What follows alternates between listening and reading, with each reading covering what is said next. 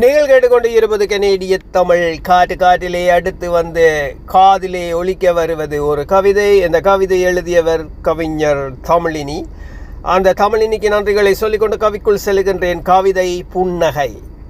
புன்னகை பரவிய புதுமுகம் இதுவோ, மின்னலாய் தினமும் மிளிரும் வதனமோ, சன்னலாய் ஒளிதரும் சாமணியன் இவனோ, தன்னலை மில்லா தங்க மகனோ, எண்ணத்தில் இருந்து ஈற்றும் காணும் அண்ணனென உறவு அழியாத சொத்து, கண்கள் பனித்திட கை கொடுத்து நின்று மண்ணிற் பிறந்த மகமையால் வெல்வார்.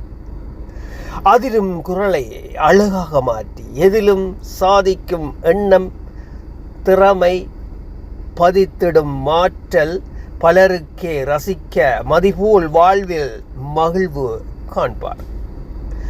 குரலின்ப மேங்க கொஞ்ச மொழி பேசி கரங்கொடுக்கும் உள்ளம், காலமும் துணையாகி இரவு பகல் ஓய்வின்றி உழைப்பில் கவனமாய் வரவேற்க செலவோடு வளமான வாழ்வு பெற்றார்.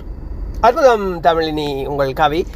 ரொம்பவுமே நன்றி. மீண்டும் உங்களிடம் இந்த கவிதைகளை எதிர்பார்க்கின்றேன். மீண்டும் அடுத்த கவிதை ஊடாக உங்களை நிச்சயம் சந்திப்பேன் என்று கூறிக்கொண்டு விடைபெறும் நான் RJ மோகன். நீங்கள் கேட்டுக்கொண்டு இருப்பது கனேடிய தமிழ் காட்டு. அன்பான அன்பு உள்ளங்களையும் உங்களிடமிருந்து விடைபெற்று மீண்டும் சந்திப்போம். நன்றி.